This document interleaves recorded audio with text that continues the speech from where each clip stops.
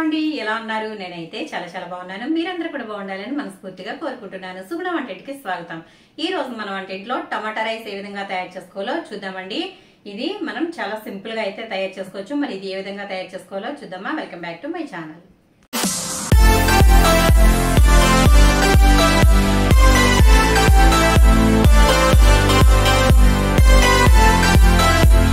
మనమైతే కొత్తగా తీసుకున్నానని చెప్పాను కదండి, రైస్ హండి పరిగినది. ఇది దీంట్లో అయితే ఇప్పుడు మనం టమాటా రైస్ అనేది చేయబోతున్నాము.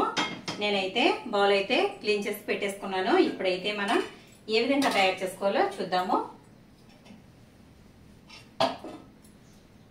ముందుగా నేను ఇక్కడ స్టవ్ అయితే వెలిగించుకుంటున్నాను. ఈ బౌల్ కొంచెం వేడి అయితే అవనిద్దామండి. మనకి కావాల్సిన పదార్థాలు అయితే చూడండి. ఇక్కడ నేను ఆల్ మసాలా అయితే తీసుకున్నాను, బిర్యానీ మసాలా, అలాగే చెక్క, లవంగ, యాలకులు, ఒక నల్ల యాలక తీసుకున్నాను, అలాగే కొంచెం షాజీరా, ఒక అనాస పువ్వు తీసుకున్నాను. మనమైతే ఈ విధంగా మసాలా అయితే తీసుకున్నాం కదా, చూడండి. అన్ని కూడా చాలా సింపుల్ గా తీసుకున్నాను. ఒకటే అనాస పువ్వు అయితే తీసుకున్నాను, చిన్న మరాఠీ మొగ్గ, షాజీరా, ఇవన్నీ కూడా చాలా తక్కువ తీసుకున్నాను. యాలకులు అయితే మాత్రం ఒక 4 తీసుకున్నాను, లవంగాలు కూడా 4 తీసుకున్నాను. ఇవన్నీ తీసుకున్నాను ఎందుకంటే మనం టమాటా రైస్ చేసుకుంటున్నాం కాబట్టి మనం బిర్యానీ మసాలా ఎక్కువ వేసుకున్నట్లయితే ఇది బిర్యానీ ఫ్లేవర్లోకి వచ్చేస్తుంది కాబట్టి చాలా సింపుల్ గా కొంచెం అయితే తీసుకున్నాను. అలాగే ఒక 2 ఉల్లిపాయలు అయితే ఈ విధంగా పొడవుగా స్లైసుల మాదిరిగా కట్ చేసుకున్నాను. ఇక్కడ చూడండి, పచ్చిమిర్చి అయితే 2 తీసుకుని ఈ విధంగా సన్నగా కట్ చేసుకున్నాను. టమాటాలు మాత్రం ఒక 5 టమాటాలు అయితే తీసుకున్నాను. వీటిని కట్ చేసుకోవాలి. ఇప్పుడు మనం స్టవ్ వెలిగించుకొని అయితే ప్రాసెస్ అయితే మొదలు పెట్టేద్దాము. మనకి బౌల్ అయితే వేడికిపోయింది. ఇప్పుడైతే మనం ఆయిల్ అయితే వేసేసుకుందాము. ఆయిల్ అయితే నేను చాలా తక్కువగానే వేస్తున్నానండి. మనం ఈ బౌల్లో మనం రైస్ చేసుకునేటప్పుడు ఆయిల్ అయితే మనకి చాలా తక్కువనే పడుతుంది కాబట్టి నేనైతే ఒక 2 స్పూన్లు అయితే వేసాను. చూడండి ఒకసారి, ఇదిగోండి, ఇదైతే వేసాను. ఇదైతే సరిపోతుంది.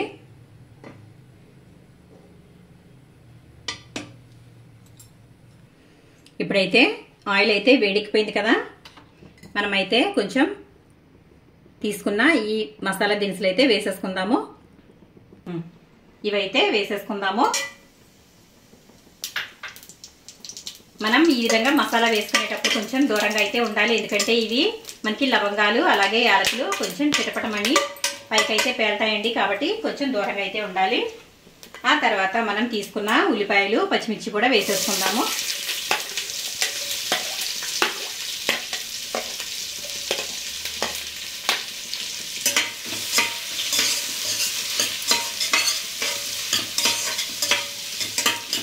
ఇవి కొంచెం సేపు అయితే మనం వేగనిద్దాము. మనం ఉల్లిపాయలు వేగేటప్పటికి మూత అయితే పెట్టేసుకుందాము. ఇది లో ఫ్లేమ్లో అయితే పెట్టుకుని మగ్గనిద్దామండి ఉల్లిపాయలు. అంతలోకి మనం రైస్ అయితే తీసుకుని కడుక్కుందామండి. నేనైతే ఇక్కడ బాస్మతి రైస్ మిడిల్ గ్రెయిన్ అయితే తీసుకున్నాను. 3 గ్లాసుల వరకు రైస్ అయితే తీసుకుంటున్నాను నేను. అంటే 3/4 కేజీ వరకు బియ్యం అయితే తీసుకుంటున్నాను. ఈ బియ్యాన్ని 2 సార్లు కడిగి నానబెట్టుకోవాలి.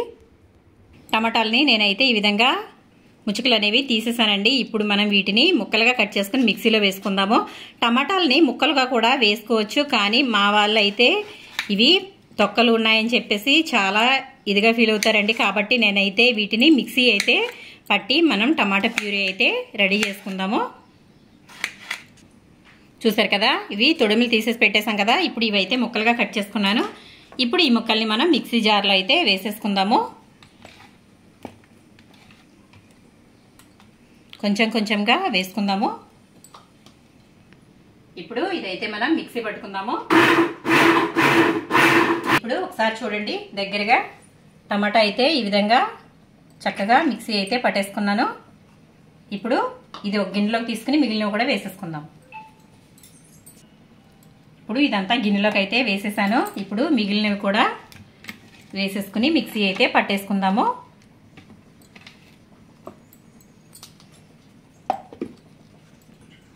ఇప్పుడు ఇది కూడా మిక్సీ అయితే పట్టేసుకున్నాం కదా, ఇది కూడా ఇందులో వేసేసుకుందాము.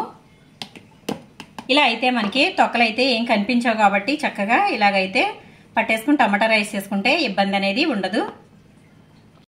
చూసేద్దామండి.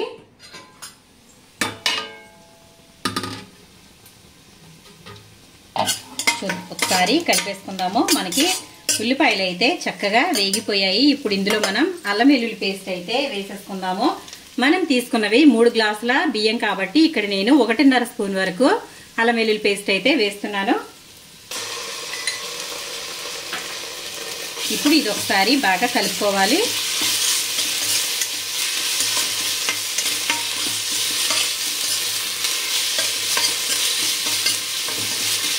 ఇలా అయితే కలుపుకొని మూత అయితే మళ్ళీ పెట్టేసుకుందాము. మూత అయితే పెట్టేసుకున్నాను. ఇప్పుడైతే ఒకసారి చూద్దామండి. అల్లం వెల్లుల్లి అయితే చక్కగా వేగిపోయింది. చూసారా, మనం అల్లం వెల్లుల్లి వేసినా కూడా మనకి ఈ గిన్నె అనేది అడుగంటలేదు. హైలో పెట్టినా కూడా చక్కగా ఉంది. ఇప్పుడు ఇందులో మనం టమాటా వేసుకుందాము. మనం తయారు చేసి పెట్టుకున్న టమాటా గుజ్జు అయితే ఇందులో వేసేసుకుందాము. టమాటా రైస్లో మీకు ఇష్టమైతే టమాటా ముక్కలు కూడా వేసుకోవచ్చండి. కానీ మా పిల్లలైతే చిన్నదానిని కూడా తీసి పక్కన పెడుతూ ఉంటారు. అందుకని చెప్పి నేనైతే ఈ విధంగా మిక్సీ పట్టేశాను. ఇప్పుడు ఇది బాగా మగ్గనిద్దాము. ఇప్పుడైతే ఒకసారి చూసుకుందామండి. కలుపుదాము. చూసారా, టమాటా అయితే చక్కగా మగ్గిపోయింది. ఆయిల్ అయితే బయటకు వస్తుంది కదా. ఇప్పుడు ఇందులో మనం ఉప్పు కారం అయితే వేసుకుందాము.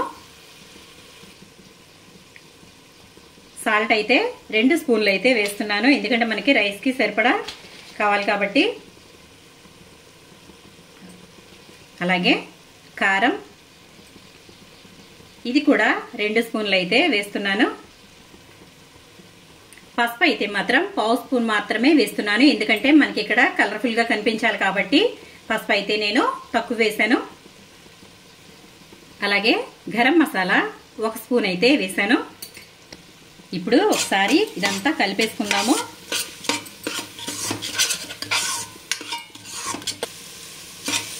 ఇదంతా బాగా కలిపేసుకున్నాం కదా. ఇప్పుడు ఇందులో మనం కొంచెం అయితే కొత్తిమీర వేసుకుందాము. కొత్తిమీర అయితే వేసుకుందాము. ఇందులో పుదీనా వేసుకోరండి. ఎందుకంటే పుదీనా వేసుకున్నట్లయితే ఇది మనకి బిర్యానీ ఫ్లేవర్ అయితే వస్తుంది కాబట్టి నేనైతే ఇందులో పుదీనా అయితే వేయను. చూసారు కదా, ఇదంతా తిప్పేసుకున్నాం కదా. ఇప్పుడైతే మనం ఇందులో రైస్ అయితే వేసేసుకుందాము. రైస్ అయితే కడిగి నానబెట్టుకున్నాం కదా. ఈ బియ్యం అయితే ఇందులో వేసేసుకుందాము వాటర్తో సహా.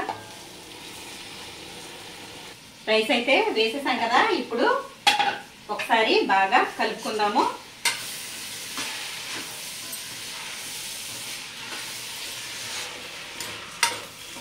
ఇలా అయితే కలిపేసుకోవాలి. ఇలా కలుపుకున్న తర్వాత మనం ఇందులో వాటర్ అయితే వేసేసుకుందాము. మనం ఎప్పుడైనా సరే రైసులు చేసుకునేటప్పుడు ఇందులో ఎసరుగా చన్నీళ్ళు అయితే అస్సలు వాడకూడదండి. చన్నీళ్ళు వాడినట్లయితే మనకి రైస్ అనేది బాగా రాదు. రైస్ ఎప్పుడు కూడా బిర్యానీ చేసుకునేటప్పుడు, ఏదైనా ఫ్లేవర్డ్ రైస్ చేసుకునేటప్పుడు మనం వేడి నీళ్ళు వేసుకున్నట్లయితే రైస్ అనేది చాలా బాగుంటుంది, పర్ఫెక్ట్ గా వస్తుంది. తర్వాత చాలా సార్లు రైస్ అనేది త్వరగా పాడైపోతుంది. అంటే మార్నింగ్ చేసుకుంటే వాతావరణాన్ని బట్టి ఈవినింగ్ అయితే పాడైపోతూ ఉంటుంది కదా, అలా అయితే అస్సలు అవ్వకుండా ఉంటుందండి. ఈ విధంగా వేడి నీళ్ళు పోసుకోవడం వల్ల రైస్ అనేది బాగుంటుంది. ఎక్కువసేపు మనకి అలాగే ఉంటుంది. టేస్ట్ ఏమాత్రం మారదు, చాలా బాగుంటుందండి. ఇప్పుడైతే మనం 3 గ్లాసులు బియ్యం తీసుకున్నాం కాబట్టి ఇందులో 4.5 గ్లాసులు అయితే వాటర్ అయితే వేసేసుకుందాము. నేనైతే వాటర్ని కాచి పెట్టుకున్నానండి. ఇదిగోండి వేడి నీళ్లు. ఇప్పుడు ఇవి కొలత వేసుకుని వేసేసుకుందాము.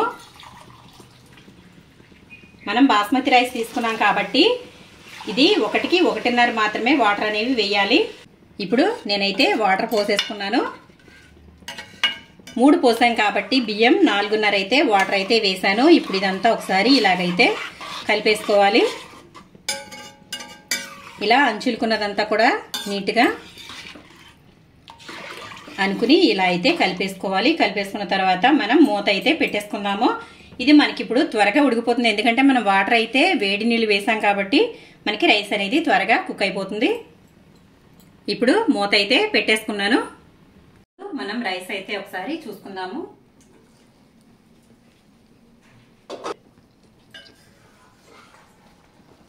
రైస్ అయితే మనకి సగం అయితే ఉడికిపోయిందండి. ఇప్పుడు ఒకసారి ఇలా అయితే కలుపుకోవాలి. కలుపుకున్న తర్వాత మనం ఇది ఇప్పుడు ఉప్పు అయితే ఒకసారి చూసుకోవాలి. ఎందుకంటే ఒకవేళ ఉప్పు తక్కువ అయితే మళ్ళీ వేసుకోవడం అవ్వదు కదండి. కాబట్టి మనమైతే ఇటువంటి సమయంలోనే ఉప్పు అయితే చూసుకుందాము.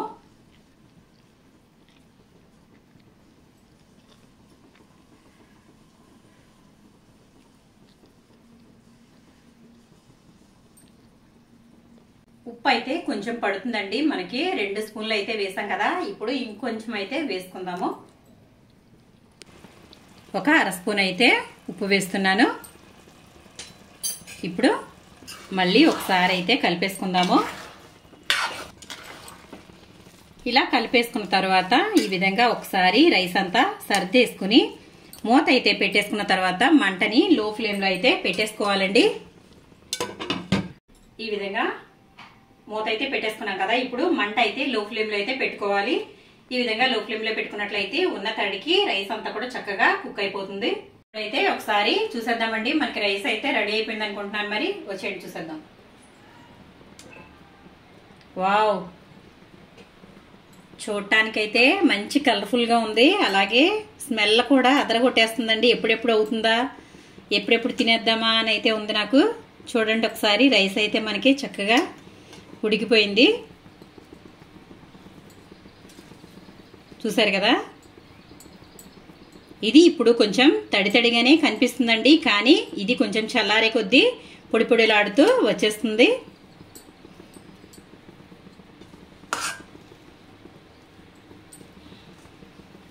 చూసారా, రైస్ అయితే మనకి రెడీ అయిపోయింది.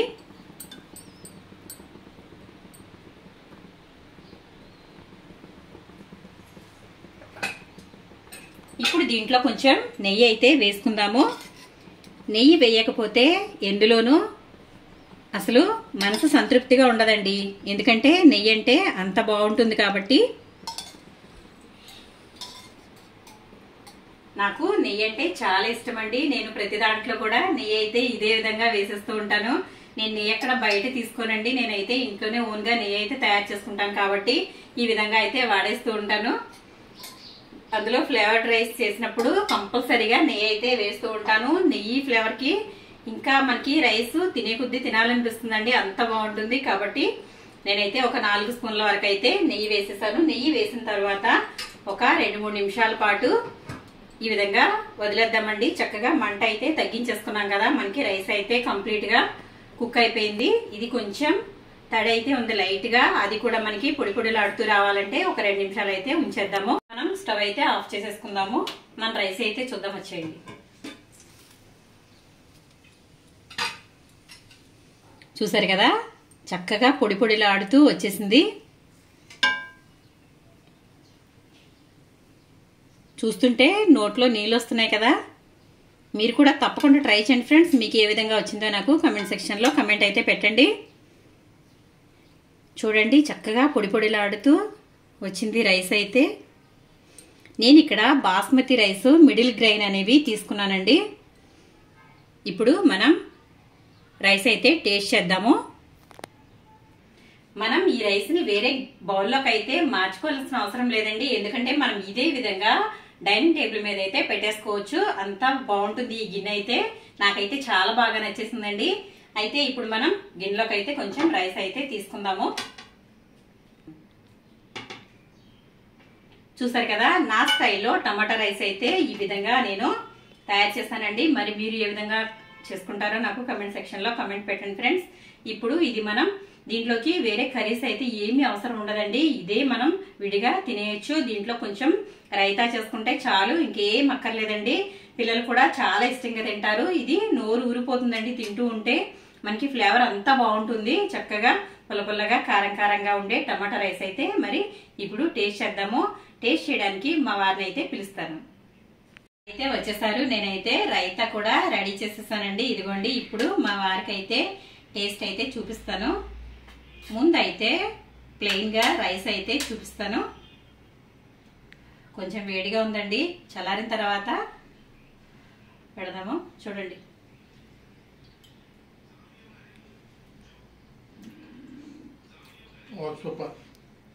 బాగుందా? కరెక్ట్ గా అన్ని సరిపోయాయా? ఇప్పుడు పెరుగు చట్నీతో, నేనైతే ఇది పెరుగు చట్నీ అంటాను, మరి మీరేమంటారో నాకు చెప్పండి ఫ్రెండ్స్. ఇదిగోండి.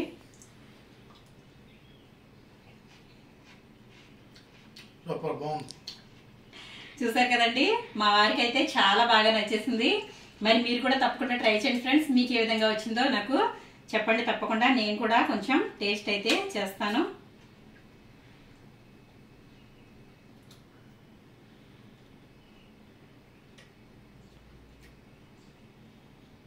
మాటలు లేవండి, మాట్లాడుకోవడాలు అస్సలు లేవు, అంత బాగుంది.